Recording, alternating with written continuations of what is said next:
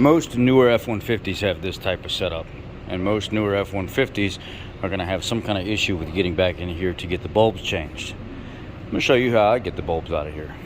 Pull the earbox, 13 millimeter right here.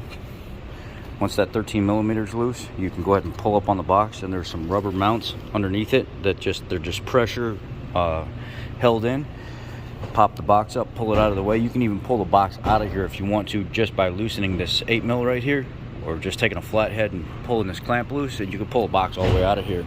And then you gain complete access right here. I'm touching the back of the light right here, and you can change the bulb out just from the back side. Now, passenger side is a little bit more difficult. You could pull the battery out, battery box and stuff out, which the battery box has 1, 2, 3, 4, 13 millimeters. I don't recommend doing that. What you'll do is you'll get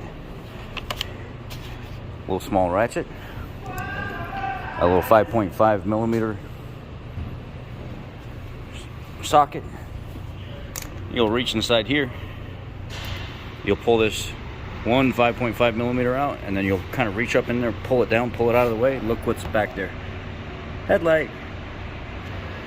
When you go to put everything back together, put your dust cover back on. Dust cover's back on. This one from last night. Take your liner.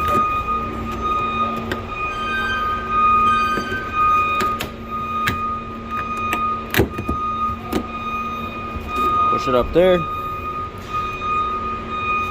Bend your tab back a little bit.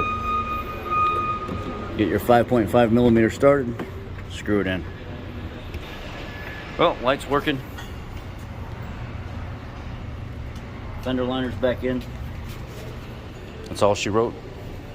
That's how you do the lights on an F-150.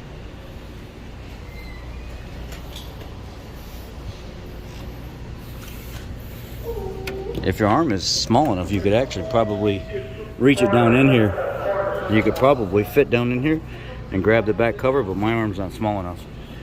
I gotta pull the bolt, loosen this, pop up the earbox, pull the earbox out of the way, reach down there, change my light. Same thing on the other side, go through the fender liner, done. Y'all be blessed.